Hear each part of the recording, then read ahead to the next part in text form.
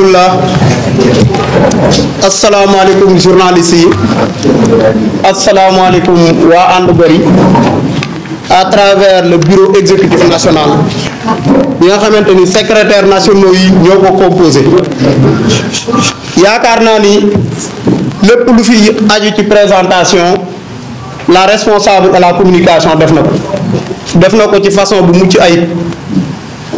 leneen li ci des mooy texte bi nu bindoon pour mu nekk communiqué de presse le chargé de la vie politique ñëw na ci de manière explicite maanaam ak manière bu leer li ci des nag moo ñu jëm koo tënk ci wolof. dañuy jàpp ni tey waa And Gor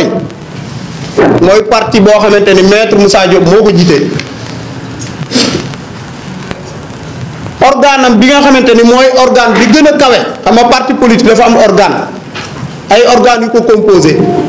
yenn parti yi dañ naan bureau politique ñun suñ bureau politique mooy bureau exécutif national kon mooy organe bi gën a kawe ci parti bi. loolu nag ay secrétaires nationaux ñoo ko composé ñoo leen invité tey ci benn point de presse. point de presse bi nag li tax ñu woote ko ñetti pàcc moo tax ñu woote ko bu ci njëkk mooy détention arbitraire du président maître Moussa Diop maanaam jàpp gi nu jàpp le président maître Moussa Diop te tegul ci yoon dañ ko teg ci parparloo. beneen bi ci des mooy maître Moussa Diop ku ne xam na ni candidat la woon mais nekkul candidat rek mais bokkoon na ci candidat yi gënoon a fës ci élection présidentielle bii. li waral loolu mooy lépp lu jaadu woon ci ay opération électorale jëm ci wàllu parrainage jëm ci wàllu caution yaakaar naa ni ba ci And Bor yi taxaw benn parti taxawu ci ba lépp lu ñu ci laajoon def nañ ko ba matal ko. loolu moo nekk deuxième point bi nga xamante ni loolu dañ ciy sukkandiku pour ñaawlu candidature maître Moussa Diop bi nga xamante ni conseil constitutionnel étudié ko sax daa ñëw rek bàyyi ko mu jàll muy deuxième point bi. beneen bi ci des mooy vie politique wax na ko léegi mooy lépp lu jëm ci perspective xam nga parti bi buy traversé moment yu difficile maanaam buy traversé jamono yoo xamante ni dañoo jàpp ni dafa difficile nit ñi dañ naan yéen lan mooy seen ëllëg mooy futur parti bi sur le plan politique lan la war a doon loolu noonu dinañ ci àddu. li ñu njëkk a jàpp muy premier point bi mooy Cheikh Sall wax na ko léegi bu ñu rappelé woo depuis 11 décembre 2023 ci la sûreté urbaine bu Ndakaaru ñëw yëpp maître Moussa Diop jébbal ko benn këyit boobu liñ koy misaale mooy dañ ni këyit bi effet immédiat la maanaam présentation immédiate mooy maître Moussa Diop même buñ ko mayoon ba ginnaaw ëllëg du tax maître Moussa Diop ni nu ko xamee mu nekk homme de droit mu nekk républicain du musa taxaw ak li ñu jàngal lépp di woote pour que compagnon ni ñëw jàppale ko pour que compagnon politique yi ñëw ci résistance wala ñu xeex wala pour loolu du ko musa def parce que xam na Moussa Diop ci responsabilité yi mu am ak esprit républicain bi muy demee. ci noonu nag dañuy jàpp ni loolu c'est très normal yoon bu la woowee da ngay war wuy ji ci la ànd ak ñoom dem sûreté urbaine malheureusement depuis boobu ba léegi gis nañ ni maître Moussa Diop téye nañ ko fa ci ay garde à vue mu def retour de parquet pendant 48 heures mu def 72 heures procureur bi déglu ko jël placé ko sous mandat de dépôt mooy Mamadou Seck te yaakaar naa ni Sénégalais yi ku ne ràññee na Mamadou Seck ci mandat de dépôt ñu jàppoon ni lu anadee noonu maanaam lu gën a simple lu gën a yomb lu mel noonu benn citoyen sénégalais benn homme politique benn candidat à la présidentielle taxaw am loo xamante ni wax na ko te je rappelle que bi ñuy def conférence de presse bi le 9 décembre 2023 maître Moussa Diop ñëwul woon rek pour def ay révélations ñëwul woon rek pour wax ci jamaa ñëwul woon rek pour wax ci armes yi conférence de presse bi ñetti pàcc lañ ko defoon la ko maître Moussa Diop def bi ci njëkk mooy l'actualité politique mooy wax nan la gisee contexte politique bu actuel bu Sénégal ak parrainage yi pare nañ ko. beneen bi ci des mooy mu décliner son programme mooy mu wax programme bi nga xamante ni même journaliste yi ko invité sax dañu jugé ni programme bi mën na génne Sénégal ci ndóol mën na génne Sénégal ci guuta gi mu nekk. beneen bi ci des mooy maître Moussa Diop dafa gis comme ni ma ko waxee léegi ni réew mi kat ressources naturelles yi na mu waroo tegoo ci yoon teguwul noonu ci yoon maître Moussa Diop dénoncé ko waaye yemu ca maître Moussa Diop dafa ñëw ci arme yi maanaam xeetu ngànnaay yi nga xamante ni présidence de la république daf koo indi ci anam boo xamante ni nekkul ci yoon ci anam boo xamante ni dañuy jàpp ni teguwul benn yoon ci yoon maître Moussa Diop dénoncé loolu waaye foofu ay précision yi ci maître Moussa Diop def ci mbirum arme dem bay wax conducteur yi nga xamante ni ñoo doon dawal conteneur yi koy indi ak lieu ban ko def wax seeni tur wax seen numéro téléphone malgré tout ça dañu gis ni presse bi ñoom daal dañoo wàlliyaan jëm ci jamaa yi du dañoo daw question wu jamaa yi parce que question yu jamaa yi communiqué man je vous renvoie directement maa ngi leen di yónni ngeen dem ca communiqué bu ministère des mines moo wax ni décerné nan permis d'exploitation mooy joxe nan pour ñu exploiter fooy exploiter romb nañu phase exploration kon loolu mënuñu koo def mukk te du ko accompagner ak décret présidence de la république bu Macky Sall kon loolu bu dee jamaa yi la kon communiqué bii nga xamante ni ministère bi def na ko day dëggal li maître Moussa Diop wax waaye ñun dañuy wax en philosophie je considère comme trompeur comme celui qui m'a trompé une seule fois dam ne ñaari nit bu mu toogee kenn ki nax la benn yoon da ngay jàpp ni kii naxaatekat la mais nit ki bu fekkee lépp lu mu la Moussa wax jàpp nga ni dëgg la ñun dañuy retenir ni lépp lu mu Moussa Diop wax loolu dëgg la jusqu'à preuve du contraire li koy dëggal tey débat bii ñuy suscité c'est pas du objet wu point de presse bi mais concernant la double nationalité de Karim Wade en guise d'exemple fii leader yi ngeen fi dégg yépp ñu koy wax ci Moussa Diop lañ ko déggee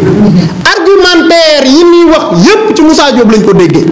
Moussa Diop bi muy wax ni libération d'allégeance acte d'allégeance bi nga xamante ni le garde des Sceaux bu France moo ko war a mën a def pour que Karim Wade mën a dem perte sa renonciation nationalité française kenn wax ko loolu Moussa Diop moo ko njëkk a wax kon paternité nationalité Karim Wade loolu maître Moussa Diop lañ ko war a jox te loolu day dëggal day firndeel ni maître Moussa Diop mosu ñoo wax dara loo xamante ni dërëm dañ na ci kon lépp ñu mu wax gëm nañ ko te loolu la ñuy jàpp ni dëgg la kon ñu jàpp aussi ni ginnaaw si bi ñu ko jàppee ku ne xam na ni maître Moussa Diop avocat la bi ci des jurisprudence Juan Branco dafay ñëw dal ci maître Moussa Diop bi ñu ko jàppee avocat yi dañoo am statut boo xamante ne du leen permettre que procureur de la république dem woo leen mais dañu gis ne maître Moussa Diop procureur de la république moo ko woo procureur général moo ko waroon a woo kon loolu moo tax benn bureau exécutif national bi dañuy exiger nullité procédure boobu procédure bi ñu teg ci maître Moussa Diop teguwul ci yoon parce que jaare ñu ko ci yoon lu mu war a jaar muy benn lépp lu jëm ci invalidation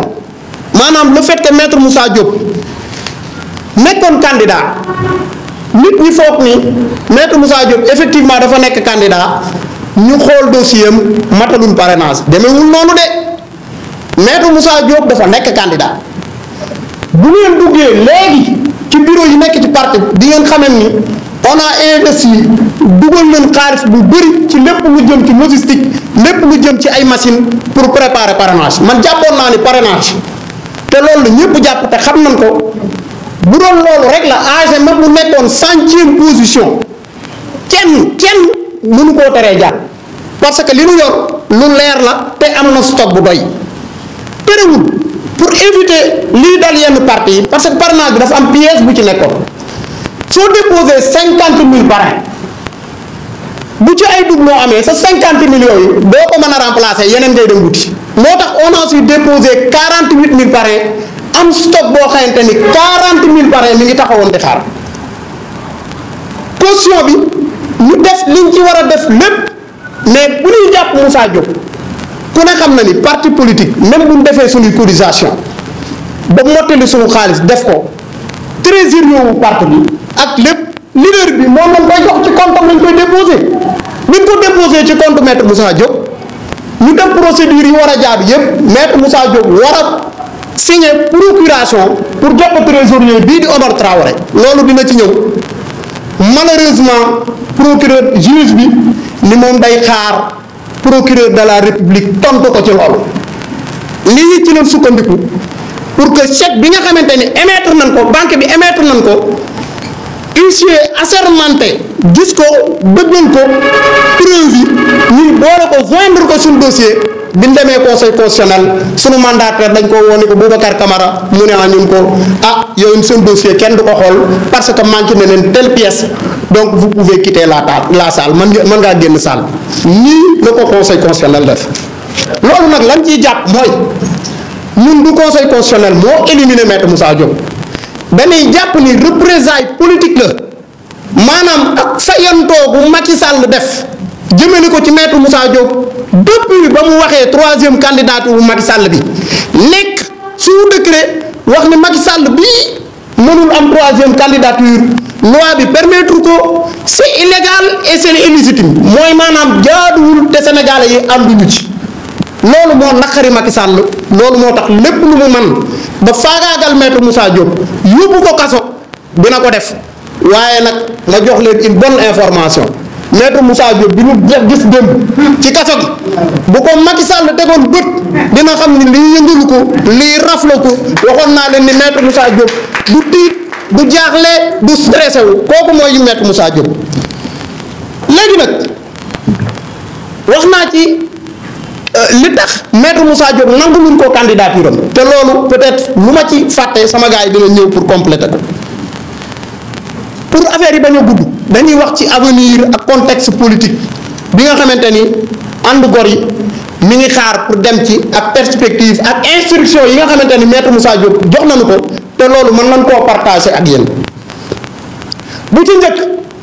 mooy ku ne xam ne ñi ngi jëm ci ay élection présidentielle Moussa Diop nekkoon candidat bu sérieux am ay sénégalais yoo xamante ni jëloon nañ seen yaakaar wékku ko ci maître Moussa Diop nit ñi investir ci luñ ci war a def ci parrainage yi à travers les coordinations départementales communales les cellules ñu daj ci lu nekk tey Macky Sall empêché candidature u maître Moussa Diop buñ ni conseil constitutionnel da naan Macky Sall la mooy fayontoo bi ñu defee loolu lépp yàlla def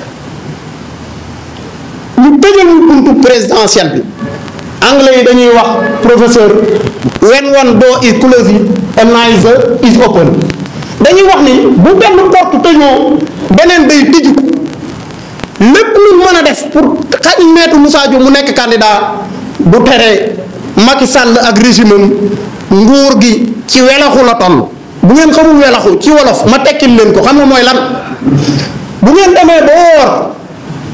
ba toll ci fukki fan yu mujj yi te ñu ngi jëm ci weeru koor fukki fan yu mujj yi weeru jour boo woor doo ko wooraat moom la naa woor wàcc loolu mooy welaxu maanaam nguur gu Macky Sall gii li ko defee weer wu nu romb du ñu ca demaat ak régime bi dañuy daanu incha allah te loolu mooy bëgg jëf mu maître Moussa Diop te loolu la waa ànd gor yi bëgg kon donc perspective lu leer la position politique bi ñu war a def renvoyé nañ ko Moussa Diop renvoyé na ko à la base ci coordination départementale yi ci coordination bi communale yi ci cellule yi ci section yi pour que ñu jàngat étudier nan lañ war a positionné woo ci élection présidentielle yi loolu bu ñu ko indee ñu yóbbu ko ci Moussa Diop ñu def laboratoire xool position bi ñuy jël ànd gor yi dina ko jël incha allah muy benn bi ci des ñu war koo jàpp mooy élection présidentielle bii rek du ay élection bu mu paree élection présidentielle dina am yeneen élection yoo xamante ni dañuy ñëw élection yooyu di ñëw ànd gor yi dina remobiliser waat waxtaan ak sympathisants yi waxtaan ak militants yi waxtaan ak responsables yi gën a structurer suñu parti pour que élection yooyu rôle bi mu waroon a jouer ci présidentielle bi directement ce n'est indirectement lañ koy def mais Moussa Diop incha allah dina génn ci kaso bi te dinañ ko jouer incha allah ci élection yee di ñëw. leneen li am solo nag te ma ci daaneel mooy Macky Sall bu jàppee ni dafay tëj maître Moussa Diop dem toog naan ataayaam ñun ñu toog di ànd gor toog jàpp suñu njàmbur day nax boppam dans les jours à venir ci fan yii ci kanam fépp foo xamante ni ànd gor yi am na fa base incha allah daanu dugal ay demande yoo xamante ni pour autorisation manifestation la ñuy def dina dugal ay lépp loo xamante ni yoon may nañu ko mooy dugal ci sous préfecture yi dugal ci préfecture yi daanu ko def incha allahu daanu manifester ba réew mi xam ni ñu jàppe Moussa Diop teguñu ko fenn te teguñu ko fenn foo xamante ni te je rappelle am na loo xamante ni dama am chance fekk ko juróom-ñetti nit lañu woon Podor juróom-ñetti nit Macky Sall moo toog Moussa Diop toog parce que boobu ñoo bokk mouvance présidentielle moom mu ni ko yow Moussa Diop mu ni ko waaw mu ni ko yow da ngaa mettre sa vie en danger pour ma mën a dugg Podor kuy tayle bakkanam pour ma mën a dugg kooku nga yéene ko kaso bu dugal ko ci njabootam donte moom mi ngi nekk à l'aise donte moom mi ngi ci jàmm ñun du ñu nekk mukk ci jàmm tant que maître Moussa Diop génnul ci kaso bi te loolu waa AG yépp taxaw nañ wax loolu loolu rek moo nekkoon point de presse bi maa ngi jégalu ci kàddu yi lépp lu ci dëgg jërë ngeen jëf. Souhaitons la bienvenue à la presse nationale et internationale. Nos remerciements et encouragements vont à l'endroit des vaillants responsables militants et militantes, sympathisants d'ici présents, donc ici présents, et ceux qui n'ont pas pu faire le déplacement, mais qui sont de tout cœur avec nous. À tous les Sénégalais épris de justice et de paix, mais aussi à tous les Sénégalais donc, qui sont au niveau de la diaspora. Chers journalistes, chère presse, l'heure est grave. Le mot n'est pas de trop, car les Sénégalais ont le droit à la vérité. C'est un devoir pour nous d'éclairer la lanterne du peuple sénégalais dans son ensemble. C'est pourquoi le Bureau exécutif national de And Gor Jotna a jugé nécessaire de convoquer ce point de presse qui s'articule autour de 3 points essentiels. D'abord, la détention arbitraire de notre président, le président Ahmed Moussa Diop. Deuxièmement, l'invalidation injuste de sa candidature à l'élection présidentielle du 25 février 2024. Et naturellement, donc, aux perspectives donc, de notre parti par rapport à ces élections donc, présidentielles et aux autres élections à venir. Pour rappel, à la date du 11 décembre 2023, le président Ahmed Moussa Diop a reçu une convocation de la Sûreté urbaine de Dakar pour présentation immédiate. En bon citoyen et homme de droit, il s'est dirigé au commissariat central avec eux sans appel à la résistance à ses compagnons politiques. Mais, depuis ce jour, notre président a été privé de sa liberté d'aller et de venir à travers une garde à vue, un retour de parquet et un placement sous mandat de dépôt décerné par le juge du deuxième cabinet, le juge M. Mamadou Seck. Depuis 46 jours, jour pour jour, le président Ahmed Moussa Diop est en détention préventive sans aucune base légale, autre que le désir de Macky Sall et sa façon de vouloir se venger de Maître Moussa Diop, qui l'a empêché de briguer une 3e candidature illégale et illégitime. Le bluff judiciaire de vouloir laisser Maître Moussa Diop moisir en prison a été justifié par de simples dénonciations et d'interpellations faites lors de notre conférence de presse à la date du 9 décembre 2023 sur l'affaire dite Diamond Gate et l'acquisition illégale et clandestine d'armes par la présidence de la République. En lieu et place d'un démenti sérieux et officiel par le gouvernement sénégalais, les services du ministère habilités nous ont servi un torchon de communiqué dont un de leurs passages confirme les propos de notre président affirmant l'existence d'un permis d'exploitation du diamant et un décret qui l'accompagne. Dans une république normale et démocratique, la liberté d'expression doit être protégée, mais dans une république comme la nôtre, où Macky Sall a le droit d'emprisonner qui il veut et quand il le veut, le BEN dénonce avec véhémence la manière dont Maître Moussa Diop a été arrêté, ses droits bafoués et le respect minimum de son statut d'avocat piétiné par une justice aux abois et à la solde de l'exécutif. Le BEN exige des autorités judiciaires la nullité de la procédure entamée envers Maître Moussa Diop. Et à cet effet, le barreau de Paris a été saisi par son avocat Maître Moussa Sarr pour le respect strict de son statut d'avocat dont le procureur de la République n'avait pas la compétence de l'auditionner. L'invalidation de la candidature de Maître Moussa Diop. Il serait bien aussi de rappeler qu'au moment où son audition, arrestation, notre président était un candidat à la candidature sérieux, bien préparé et soutenu par un programme alléchant et réaliste et réalisable pour alléger la souffrance du peuple sénégalais. En dépit de tous ces sacrifices consentis par le président lui-même, les militants et les sympathisants de notre formation politique, pour le respect des procédures électorales en passant par le parrainage, citoyens avec plus de 48 000 parrains déposés au Conseil constitutionnel sans aucun doublon interne et un stock de plus de 20 000 parrains pour compenser les éventuels doublons externes et l'émission d'un chèque de banque de 30 millions destiné à la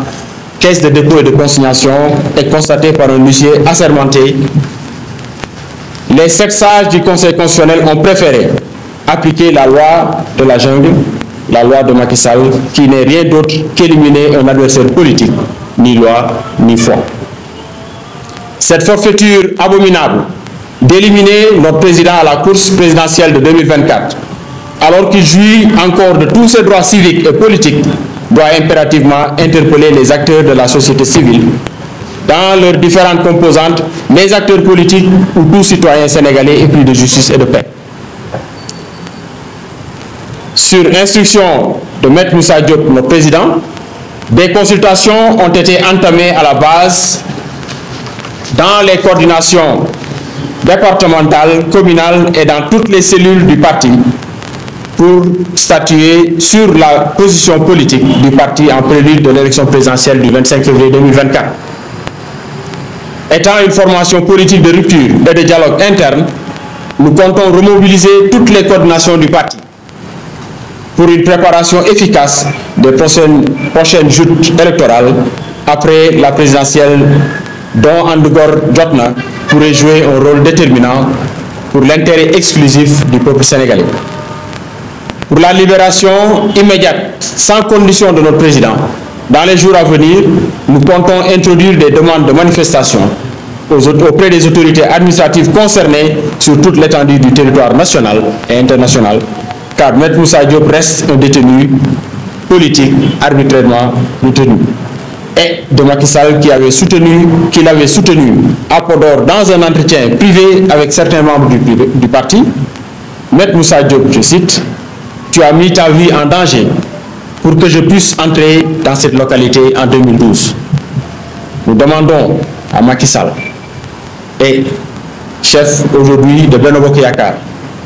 de rafraîchir sa mémoire, car lui, il lui reste peu de temps pour se repentir. Merci pour votre aimable attention. Fait à Dakar le 26 janvier 2024. La presse nationale et internationale di remercier seen teewaay fii ci conférence de presse bi benn national le bureau exécutif national de And Guetter Jotna di def si li nga xamante ni moo xew situation bi nga xamante ni moom moo xew ci Sénégal xam ni kenn réeréwu ko muy la détention arbitraire du président Maître Moussa Diop. Bon, sans plus tarder damay def un bref résumé parce que mes prédécesseurs ont pratiquement bien expliqué en français et en wolof. Donc damay ñëw dugg rek si wàllum yoon ci lim ci wax di commencer depuis bi ñu ko arrêté jox ko benn convocation avec comparution immédiate à la sûreté urbaine en tant qu'homme de droit, en tant que républicain, en tant que patriote mu dem lim avisé ci Facebook am ni ngeen ko yëgee ñun tamit noonu leen ko yëgee. bi mu demee il a fait 48 heures là-bas le procureur de la République a prorogé la garde à vue 24 heures après mooy retour de parquet boobu mu am mujj ñu jóbbu ko jël dossier bi le procureur jël benn ordonnance transférer le dossier au juge d'instruction deuxième cabinet. bi mu demee le juge d'instruction Mamadou Seck du deuxième cabinet a préféré mettre le président Moussa Diop en détention provisoire. Ce qui nous paraît un peu bizarre, parce que cette décision-là a brisé tous nos espoirs. L'espoir du parti, l'espoir du président, des militants et des sympathisants. Parce qu'on aurait bien voulu voir le président Maître Moussa Diop être candidat à l'élection du 25 février 2024. Ça nous paraît bizarre. Pourquoi? Parce que xamoon nañ lu ko jiitu lu bëri. yoo nga xamante ni ay hommes politiques def ay révélations aussi graves ou bien plus graves même mais kenn inquiété wu leen kenn defu leen MD mandat de dépôt te loolu bu ma leen ciy wax dama leen citer benn ba nga xamante ni ci 2023 bi rek am na ba nga xamante ni l'affaire Hadjibou Soumaré le premier ministre Hadjibou Soumaré loolu yéen ñëpp fàttewuñ ko ci début 2023 bi la amee te bi mu amee dafa defoon ay révélations yu graves sur la première institution du pays, le président de la République. Ces révélations-là, procureur bi mu autosaisi daf ko jël transfert le dossier bi au doyen des juges. Le doyen des juges ñëw déglu ko daal ko def sous contrôle judiciaire bàyyi ko mu dem. Pourquoi? Je me demande pourquoi loolu am deux poids deux mesures en tant que deux hommes politiques. ku nekk def na ay révélation ñu bàyyi kii mu dem ñu bàyyi kii mu ñu yóbbu kii mandat de dépôt te hors en droit surtout en matière pénale bi nga xamante ne moom lañ ko téye la liberté est la règle mais la détention est l'exception te cette liberté-là est prévue par l'article 7 de la Constitution du Sénégal qui dit que chaque Sénégalais a sa liberté individuelle est libre de se déplacer. La Constitution garantit également à chaque Sénégalais la sécurité. Mais nous avons vu que les libertés individuelles sont très menacées au Sénégal par des faits politiques ou bien par des faits politico-politiciens. Parce que li nga xamante ni moom la yoon wax mandat de dépôt dafa déglu nekk dafa nekk Sénégal loo nga xamante c'est devenu systématique alors que en droit ça ne devait pas se faire ñëpp xam na ni les kuntee ñu jàpp rek li ñuy jàpp moom dañuy jóg mandat de dépôt. Or le procureur de la République et le magistrat instructeur la loi leur a permis leur a donné à bord d'autres moyens pour le respect des libertés de ces libertés individuelles là mais à chaque fois sur 10 candidats, ils l'utilisent pour un ou bien pour deux. Ce sont des modes alternatifs dont on peut citer la liberté provisoire. On peut citer également le contrôle judiciaire. On peut également un fait nouveau, c'est-à-dire le bracelet électronique. Lépp dañ koo teg muy arsenal ba nga xamante ni c'est des modes alternatifs pour bañ mu bañ a déposer kenn en détention provisoire. Mais n'empêche lépp ci moom bu ñëwee li muy njëkk a xalaat l'exception la jël érigé ko en règle et la règle en exception ce qui intrigue tout le monde loolu moo tax ñu ni loolu jaaxal nañu beneen bi tamit muy jaaxal ñu mooy Maître Moussa Diop dafa nekk avocat au barreau de Paris te avocat dafa am loo nga xamante ni moo koy régir le statut d'avocat ñu arrêté ko sur une procédure vicieuse. La procédure est vicieuse et je vous dirai pourquoi la procédure est vicieuse. parce que sur l'accord de réciprocité entre les deux barreaux, le barreau de Paris et le barreau de Dakar, ñoom dañu wax ni bépp avocat boo xam te ni France nga nekk wala nga nekk Sénégal waruñu la mën a inquiéter waruñu la arrêter waruñu la mettre en détention en France ou bien au Sénégal ndax accord boobu. ñu gis ni ñoom ñu tëral ci accord boobu ni bépp avocat boo nga xamante ni nekk nga ci ñaari pays yooyu def loo nga xamante ni yoon daf la war a déglu ci laaj la ci li nga def dañu war a procureur dafa war a saisir le procureur général moo amul droit autosaisir directement ñëw di la téye c'est le procureur général bi nga xamante ni soit mu autosaisir wala sur instruction du procureur de la République mu autosaisir da wax procureur général boobu saisir le bâtonnier du rattachement de l'avocat poursuivi pour ñu mën ko arrêter mais si cas bi demewul noonu le procureur daal moo autosaisir dem jël ko déglu ko ba pare jébbal ko le juge instructeur du deuxième cabinet le juge instructeur def ko mandat de dépôt. Or donc cette procédure-là est vicieuse. Donc nous déclarons la procédure par laquelle le président Maître Moussa Diop est arrêté est nulle et de non avenue. Une procédure vicieuse. Et sur ce point-là, nous interpellons le barreau du Sénégal et le barreau de la France. Pour ñu ñëw xool problème bi nga xamante ni mën na leen a daal seen les confrères avocats xam ne mën na daal jëmul benn avocat ñu ñëw taxaw ci ñu leur lançons un appel pour que ñu ñëw ci situation Maître Moussa Diop bi nga xamante ni da nga ko arrêté arbitrairement mis en détention provisoire arbitrairement ci la nga xamante ni procédure dafa vicieuse alors que en droit si la procédure est vicieuse on n'entre même pas dans le fond tu es libre dañ lay bàyyi nga dem loolu soulevé nañ ko mais n'empêche que ñoom ñu ngi continuer fi ñu téye bàyyi ci loolu beneen bi si may àddu si troisième point bi mooy par rapport ak au dossier de candidature du président Maître Moussa Diop. Lorsque la candidature le dossier est rejeté ñun def nañu introduire nañu benn réclamation boo xam te ni c'est très motivé en droit avec des jurisprudences illustrées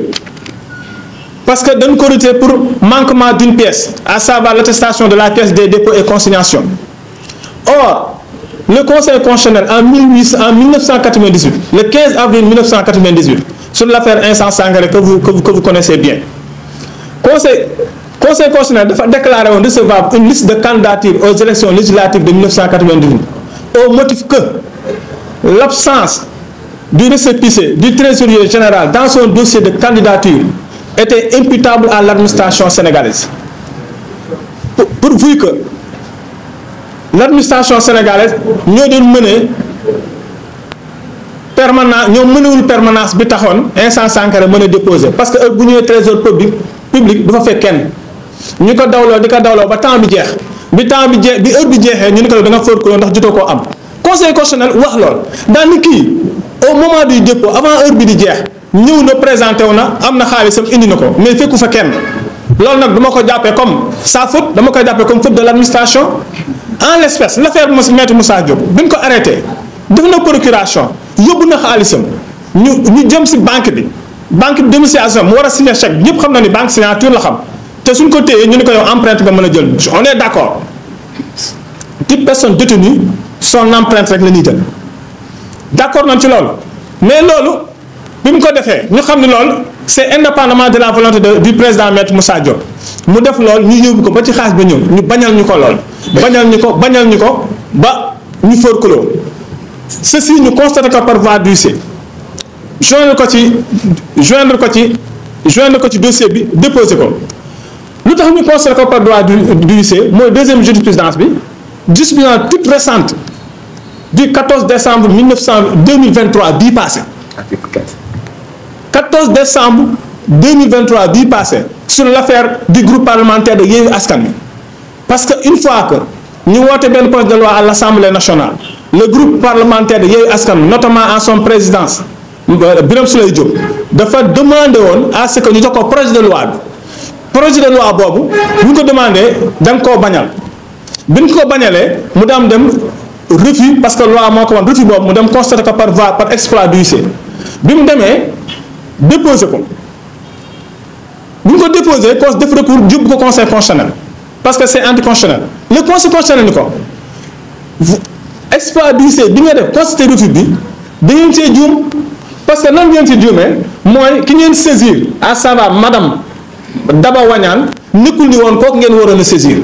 parce que kooku yoonam nekkul ci ay projet de loi vous devez saisir le secrétaire général de l'institution secrétaire général kii assemblée nationale fekkoon da ngeen saisiroon secrétaire général par assemblée nationale kon bu ngeen defee seen constat d'huissier bii ñëw xam ni ki ngeen war a jox moom ngeen saisir bu leen ko joxulee kon booba le procès verbal peut remplacer en bonne et due forme un document administratif manquant dans la constitution d'un dossier loolu ñun loolu leen def ñu jël huissier bi dem ba tribunal jàkkaarloog le juge d'instruction bi nga xamante ni moom lañ jox juge d'instruction bi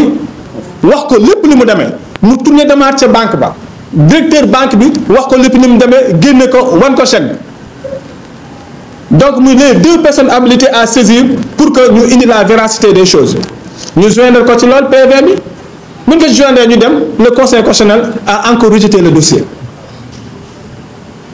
ce qui est encore très grave ñu dem si suñu décision boobu si suñu recours boobu suñu réclamation boobu saisir na sa une troisième jurisprudence en faisant un peu du droit comparé notamment en 1998 également la cour constitutionnelle du Bénin parce que Bénin ñoom cour constitutionnelle am bu dee Sénégal ñu wax conseil constitutionnel différence bi foofu mooy conseil il donne des avis le conseil constitutionnel décision yi mais bu dee cour bi ces décisions s'appliquent du nekk avis léegi cour constitutionnelle boobu dafa amoon ba nga xamante ni benn opposant en Bénin en 1998 si seen élection yi moom mu dem déposer pièce bi manqué parce que pièce boobu manqué moom dafa fekk ñu téye ko en détention donc ñu tëtee sa détention il aurait à temps réel fait toutes ces procédures là toutes ces diligences mu déclarer la candidature recevable parce que le candidat c'était indépendant de sa volonté ma illustré ko encore ci suñu réclamation au niveau du conseil constitutionnel mais malheureusement ils n'ont pas voulu nous donner une suite favorable à notre réclamation ñu rejeté ko pour vous dire que même en droit on a tout montré on a tout étayé dans nos propositions mais ils continuent à rejeter notre dossier. Or la situation de Maître Moussa Diop présentement il recouvre tous ses droits civiques et tous ses droits politiques donc ñoom dama xamul ci ban motif lañ ko mën a xañee parce que kenn jugé ko kenn waxal ni ko li mu wax def na comme ni ko li mu wax noonu la wala du noonu li mu def am na li mu wax am na wala amul donc ci loolu droit daa am lu ñu ko tuddee mooy nit bu waxee dara tant que jugé gun la tu bénéficies de la présomption d'innocence et cette présomption d'innocence est consacrée par l'article 19 de la Constitution du Sénégal et ailleurs am na lu fi jiitu conseil la Constitution sénégalaise notamment dans son préambule am na lu ko fi jiitu deux instruments juridiques yoo nga xamante ni yëpp day appliqué wu si suñu droit interne positif mooy la déclaration universelle des droits de l'homme de 1789 moo njëkk a consacré le principe d'innocence ñu ñëwaat si le droit africain des peuples mu ñëwaat consacré waat la présomption d'innocence nit ñi képp koo nga xamante ni def nga dara wala wax nga dara tant que entendre la ba sa culpabilité est établie kooku danay jàpp ni dafa dara donc kenn mënu laa woon a xañ dara mais bizarrement ce qui s'est passé lépp xañ nañ ko Maître Moussa Diop donc je reviens à mes prédécesseurs pour dire que le dossier est politique et tout dossier politique le président Abdoulaye Wade avait dit que tout acte politique doit avoir une réponse politique raison pour laquelle nous allons répondre politiquement en commençant par la presse mais aussi par des manifestations comme l'a dit tout à l'heure le porte-parole du président Maître Moussa Diop. Voilà juridiquement pour ne pas monopoliser la parole tout ce que nous avons eu à faire là-dessus donc si vous avez des questions je serai à votre disposition. ñu ngi leen di nuyu ku nekk ci turam ak santam di nuyu yéen mbokk journalistes yi nga xamante ni ñoo ñuy seetaan au niveau national ak international damay wax rek sama camarade de parti yi que ni deuxième quinquennat ak deuxième mandat ak ñi ñu diriger ci période boobu lëndëm nañ ñuul nañ doy nañ waar Sénégal bu nekkee ci ay guuta ñëpp ñooñu ko teg parce que dara teguñu ko ci yoon te amul benn institution bu ñu teg ci yoon nasaxal nañ réew mi plombé nañ sunu réew ndax boo fi gisee processus électoral bi nga xamante ni mi ngi commencé depuis le 29 mars ba léegi dafa biaisé wu 29 mars 2023 ba léegi dafa biaisé wu respecté wuñu dara ci processus bi période bi ñu waxoon ni la ñuy déclencher le processus dem jëli parrainage dafa biaisé wu parce que dañu waxoon ni le 27 le 28 lañ ko waroon def ñu dem yóbbu ko reporter ko 2 mois yóbbuwaat ko le 27 pour vous dire que ni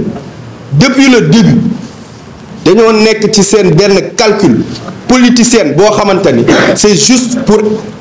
écarter des acteurs politiques yoo xamante ni pas des politiciens ñoo xamante ni mën nañ diriger réew mi ku dugg ci permanence bi gis fi affiche yi nga xamante ni ngeen fi gis du ay affiche yoo xamante ni ay photo la rek ak ay image ay programme la le président maître Moussa Diop mi nga xamante ni dañ ko détenir arbitrairement fële ca Rebeuss ci chambre 42 dafa établir programme am le président Macky Sall en 2011 xam na ni le président Moussa Diop bi mu ko déggee ci benn émission ci Mamadou Ibra Kane grand jury dafa wax benn programme ba mu ko déggee dafa tiit daw seetali leen ma ko fu mu nekk ku nekk car gauche car droite daw jëli ko Paris indi ko ne ko ñëwal ñu ànd ñu liggéey aujourd'hui mu demaat avant ñuy processus électoral bi di commencer mu commencer décliner programme am fépp programme bi ba mu ko déggee nelawatul tëddatul ba pare nag mu xañ ko 3e mandat bi mënatu ko digérer donc lii jot ko tey nii ñëpp xamoon nañ danañ ko def parce que ku gis processus bi xam ni dafa biaisé processus bi dañuy dellu si waat tuuti ci procédure bi nga xamante ni moom la àndu gor ñi def ci li nga xamante ni moo doon suñu chèque de banque pour établir ko madame dinaa la tontu tuuti ci par rapport ak avocat bi li tax ñun dugaluñ ci avocat parce que président maître Moussa Diop ci ay waxam ci ni muy prôné nee na un avocat du plaider ci mbedd un avocat dafay plaider fële nga xamante ni mooy barreau donc on a jugé nécessaire nous en tant qu'acteurs politiques de faire lépp nga xamante ne ay démarches politiques la ñun ñoo koy defal suñu bopp ndeem suñu ay avocat nag dinañ leen déglu ñu wax bu génn jotee nag c'est nous ñun ñooy taxaw devant vous pour wax leen pour répondre à votre question madame que maître Moussa Diop li muy prôné ak ñun li ñuy prôné du ñu jël ay avocat di leen taxawloo ci mbedd mi ñuy plaider ci mbedd mi mais dañuy jël suñu ay avocat ñu wax ñu li ñu war a wax ñun parti politique bi ñun ñu extérioriser ko ñoom bu ñu demee ba ci baro bi ñoom ñu plaider foofu boo gisee processus bi dafa biaisé wala processus bi dañ ko lëndëmal processus bi dañ ci def des actes yoo xamante ni c'est pour enlever des candidats yoo xamante ni c'est des potentiels candidats bëgguñu ñu bokk ci processus bi nee nañ cërëx président maître Moussa Diop ci loo xamante ni nit wax na lu gën a garaaw kenn jàpp ko ci lan mooy démenti génneel sa démenti ne li nga wax amul yow tu ne mérites pas d'être ci réew mi dafa jar a jàpp boo jàpp kañ mooy bul waxati neel niit loolu moo am nag ne ko bëggatuñu nga wax neel niit te loolu lañ gis te dinañ ci revenir incha allah ci kàttanu yàlla bi ñu demee ba jàpp ko man personnellement il m'a appelé pour ma ñëw ba ma demee di ko seeti mu ne ma déclencher le processus dem defari dépôt chèque de banque bi processus bi ñu ko déclenché da ngay dem ci banque bi nga xamante ni moom la domicilié wu ñun bañ na ba fii bi mu fiy def conférence de presse dañu lancé benn collecte de fonds boobu di féliciter de passage les militants les sympathisants yi nga xamante ni jàpp nañ ci envoyé nañ ñu seen xaalis ñu dajale ko ak li ñu doon cotiser en interne chaque fin du mois jël ko def ko suñu compte fële ci BNDE compte bi maître Moussa Diop moo ko moom bi ñu amee suñu xaalis ñu dem dajale pour dem récupérer ko booy def chèque de banque parce que du chèque ordinaire chèque bi dañ koy verrouiller CDC moo ci mën a am accès da koy contrôler ci durée wu 48 heures Moussa Diop dafay établir benn formulaire dafay damaa bëgg ngeen defal ma chèque de banque adressé ma ko ñu dem ñoom ñu may ñu autorisation mu signer demande boobu parce que formulaire la bi ñu demee déposer ko foofu ñoom ñu déclenché ko ñoom établir le chèque le 18 pour wan leen ni ñoom ñoo bëggul Moussa Diop candidature am ñu valider ko ñu déposer ko le 18 ñu may ko mu signer les informations ñëpp xam nañ ni foofu bu fa naan cuux suba fële lay dem guddi gi moom dinañ jot information yi ñu war a jot ci li xew foofu yëpp. bi ñu defee loolu le lendemain le 19 banque bi woo ma ne ma monsieur Traoré chèque bi pare na mën ngeen ko ñëw indi procuration pour récupérer ko ci saa si ñu bind benn procuration le 19 dem dugal ko Rebeuss defuñu ci lenn sama prédécesseurs yi wax nañ ko def ci apposé uniquement empreinte te pourtant yeneen dossiers yëpp signé nañ ko. xam nga lan lañ bind ci procuration bi pour nit ñi xam parce que y a des gens qui disent que ni dañoo bëgg retirer xaalis bi nekk dans ces comptes pour denc ko rawale wuñu on a été précis ci procuration bi dañ ne procuration bi président Moussa Diop dafa ne man mi am compte sangam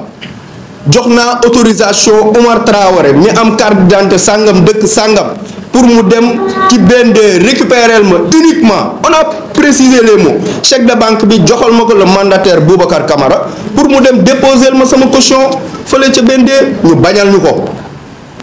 président Maître Moussa Diop bind benn lettre adressé ko le juge d'instruction bi ñu ñëwee mun nañu bind naa lettre bi dem topp leen circuit bi ngeen xool bi ñu demee ci juge d'instruction mun na non lettre bi ak seegul il nous a reçu nañu lettre bi ak seegul on a fait nos enquêtes investigation delluwaat ñu ne ñu lettre bi dañ fi ñëw à 2 fois fekk ñu ko foofu juge d'instruction pour wan leen ni juge d'instruction foofu mooy bureau dafay toog di liggéey mais 2 fois de reprise ñuy ñëw toog fa suba ngoon ñu ne ñoom ñëw nañu fekk ñu ko fa bon ñu wax leen ñëw leen dimbali indil ñu ko biñ ñu ko dugalee la lettre ci cabinet juge deuxième cabinet juge d'instruction bi ñu fëggaat buntu bi ci saasi ne ko monsieur le juge ñu présenté wu encore toog daal ne ko lettre bi lañ doon xool pour nga signer ñu procuration parce que nee nañ yow boo ko signé bu ñu demee rek mën nañ dem ci banque ba ñu jox mu ne effectivement mais il faut que man ma informer sama hiérarchie man ko kan mooy sa hiérarchie mën la procureur ba tey ba sànq ñu leen di waxal nii procuration boobu joxuñu ñu ko ça veut dire quoi que ñoom ñoo bëggul mu bokk ñoom ñoo bëggul ñu accéder ci compte bi pour jël 30 millions yi yóbbu ko CDC fii la réew mi toll sur ce on appelle ñun ànd gor yi dinañ doxi dinañ seeti tout le monde et on va porter ce combat là parce que combat bi li ma gis guddi ñu toll nii dañuy jëm ci ay élections si on est divisé on est mort na nit ñi dajaloo ñu def benn topp processus bi muy commencer bureau de vote yi ba résultat yi di génn du ñu pousser du ñu añi du ñu naani ndox toppatoo lijjanti leen ba mu ne kalaj pour bañ a guddal que président Maître Moussa Diop détenu politique la ñu ngi dégg naan du détenu politique amul Sénégal détenu politique la mu leer nañ ñun loolu lañ jàpp te moom lañ gëm bi muy taxaw fii di wax waxul pour boppam dafa wax pour Sénégal te ba mu toogee ba léegi nee na kenn mësu koo vaar ici au Sénégal te ku ñu mësul vaar nag Sénégal ci nitu dëgg la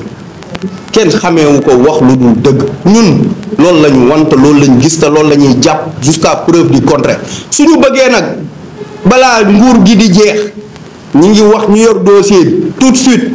ñu déclenché ko ñu woo ko recevoir ko commencé entendre ci dossier pourquoi ñu bëgg ko bàyyi foofu mu croupir foofu ak ay moroomam que les détenus politiques nañ leen bàyyi ñu ñibbi seen kër gi à plus forte raison Bassirou Diomaye Faye mi nga xamante ni candidat la à l'élection présidentielle ñu bëgg ko téye foofu nañ ko bàyyi mu ñibbi këram gérer campagne am comme ñëpp candidat parce que suñ ko deful biaisé nañ li nga xamante ni moom la loi wax processus bi ku nekk dafa am temps d'antenne moom du am temps d'antenne am donc kon bëgguñu mu bokk comme niñ ko defee d'autres leaders politiques qu'on appelle tout le monde à la raison ñëpp dajaloo nekk benn say ñu jëlee fi rigi bii nga xamante ni lim fi def nii guddiñ toll nii dara baaxu ji lu dul di jàpp nit ñi di doon mandat de dépôt di remercier tout le monde